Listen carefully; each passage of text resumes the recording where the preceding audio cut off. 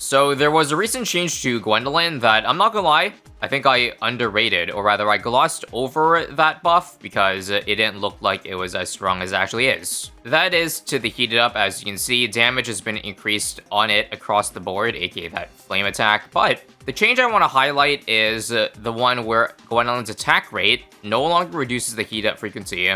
It doesn't mean anything without looking at the numbers, but once you look at the numbers, it makes sense, because it used to activate every 70 shots, but now it's only every 40, and you can see this is what it means to Gwendolin's strategy, is every single tower around it, so long as Gwendolin's attacking, will basically have full uptime on Gwendolin's heat up buff. Before, I think you need external attack speed buffs on Gwendolin to get that full uptime, but now, that is not the case anymore. And I think the perfect map to showcase this Gwen change on is this one, Public Bathroom. Yes, I am serious. The normal maps kind of get stale, so I feel like trying one of the map editor maps that aren't too outlandishly difficult, but also whose track provides a bit of a challenge. So this one here is simply a single lane map that balloons come up from the toilet stall and make their way, well, through the exit, which is somewhere over on the side of the wall. Think of it as, well, not quite Blondes, but it being a single lane map and not being a very long one, and we're mostly gonna have towers in one bend. While we try to be around 6 here, let's take a look at some of the attention to details on this map. Look at that swirly sink. Looks like it's overflowing. Looks like the trash can's also overflowing with, well, paper towels, tack, and dart. Maybe I need some micro, actually, so I just did last in the first darting. And that defends the greens. And then I'll do faster shooting on this tack shooter. And that should be how we beat around 6. Very cool. Let's just say you don't want to be in a place like here at like 3 a.m. Anyway, let's see. 2-0-1. I need to buy before the round starts, but I'm trying to figure out a cheap defense to get to Gwendolin, and that'll also like benefit very well with Gwendolin's heated up buff. Because what Gwendolin's buff is essentially Perma Brew, except maybe a little bit weaker. Again, to more details here, but it looks like this round is not working out. Alright, fine. 2 Dog Monkey start then. Maybe now we can get to Gwendolin. Yep, round 12. Let's do her something like here. This isn't in heat up range of the attack yet, but with the range buffs, we'll definitely get there. Also, hold up. Immersion ruined. Why can't you place Spike Factories on the wall? That's a bit illegal, not to mention right in between the stall here. Maybe there's a bit of an elevation, but yeah.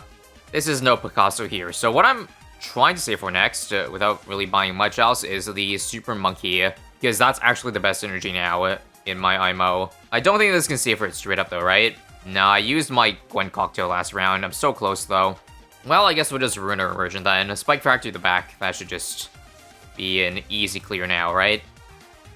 Yes, indeed. And that beats the camo too. And there we go. Round 28, our first super. I don't care, it's not discounted. I just want to get it down pronto. So by Super Monkey Strat plus Gwendolin, I more specifically mean Sun Avatars. Low-key, this synergy might be on the levels of Sun Avatar Dora, because Sun Avatars do a base 1 damage. Just for some exact stats on the Gwendolin heat up buff, it's a 1 damage buff, 1 pierce, and extra lead damage as well. And of course, lead popping, so you don't need a mid now, provided your tower has AMD on it. Also, just buying super range, so we get some pierce there, while currently your heat up is not full uptime. Speaking of which, I do see a bit of a small problem on this map, at least. Having put Gwendolin over here, and the Super Monkey's range being this big, it's not going to get the heated up buff, because remember, Gwendolin needs to keep attacking.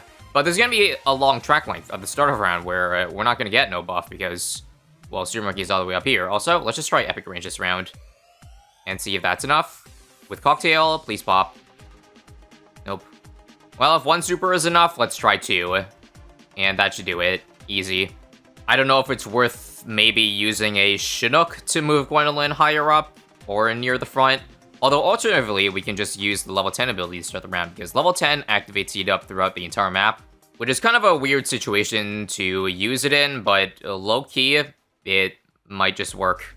Something silly I also want to try with this Gwen strat is not using any other damage buff givers, just purely Gwendolin, because usually you want Alk buff on your Sun Avatars, even though they have like pull-up time. It's still a strong buff, stuff like Embrittlement or Gluestrum as well, but nah, I want to run with only Gwen.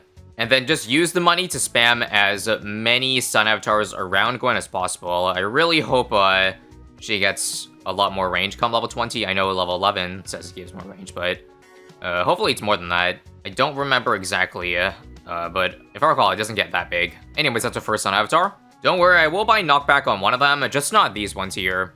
Probably the one that is not in range of the Camo Village. Like, let's see, this one here should still be a 3-2-0. Where can I place another one? Yeah, placements do be pretty rough. I guess it's gotta be over here? Sure. Anyways, we still don't have any heated up buffs for, like, round 63 because Gwendolin just doesn't get 40 shots in quick enough. So I'm still gonna have to rely on abilities here. Because an unbuffed Sun Avatar is pretty bad, and it didn't activate a single time. Damn, unlucky. Well, let's try it one more time here. Here's wave 2. This time I have enough money to buy a 201. Maybe that's enough? Nope. I had to use the level 10 last minute there. And final wave. Come on, with Cocktail. There we go. That'll do. To be fair, I don't think the heated up buff actually does anything before she hits level 17, or rather not much, because it's only a +1 pierce, I believe. Once you get level 17. That's a juicy one. Alright, after some more thought here, I think I'm gonna bite the bullet and just buy a damn Chinook, because there's just not a lot of space here to work with. And I think it would work wonders if we did have Gwen higher up so that we activate it early, because even with using level 10 every round, I think it doesn't last long enough for stuff to reach in range, if that makes any sense. So moving Gwen up here should help a little bit, although, you know, the Sun Avatar still shoots a good amount earlier. I think it's fine. But there is another benefit of getting Chinook, and that's to triple discount. You see I've added another village here. That's so that I can do the following. See, currently 2 discounts. I'm gonna just Chinook it to triple discount range, and then buy the upgrades here. And then once I have all the upgrades bought, move it somewhere else. And then another super rare upgrade too will take its place. And over time, that'll save more money. Maybe not enough to recuperate the cost of the Chinook, but still worth it enough that, you know, I only need to pay a small amount technically for the ability to move towers around. That said, here's Sun Avatar number 3, and let's move you, I don't know. Okay, this might be a little bit too upfront and still gives the same issues as before, aka attacking way earlier than Gwen does. If you also haven't noticed, yes, we are just going for a pure damage strategy, not a single support tower. I don't really count Chinook as support. By support, I mean like slowing down Bloons, stalling them. Sure, the knockback of Cerams is nice, but other than that, it's pure damage. Why get slow or stun when more damage do trick? Here's 94, for example. With the heat up buff active, it goes so hard. Again, it's basically more than a double damage buff. Also, I made sure not to buy all Sun Avatars because I don't have a MIB yet. And I'd rather not for Purple Balloon, so hence this 020 here. And here's 95. Yeah, it shouldn't even be a problem, because remember, the +2 lead damage goes even harder on DDTs. Hence, we are good. And I bet I could probably just win without even upgrading to a 5th Sun Avatar. 4 has enough raw damage, I believe. Okay, if there's anything that's an issue, it's single target damage. If these FCMGs are getting far, then I actually don't really have high hopes for round 100. But at least for these group rounds, definitely. Here we go. So Heat Up finally activated after several seconds of Gwen attacking. I did the math, and pre-version 42, I think it would have like an 80% uptime on the Heated Up without adding more Gwen buffs. Also, crap, we might be getting Pierce capped here. Do I need a 5th one? Yes. Quickly. Although this one doesn't have Gwen buffs on it, so I don't know how well it works. But, come on. We finally beat the ZMG, so I think we can push it back now. Nice, nice. And let's move this 5th one up in front.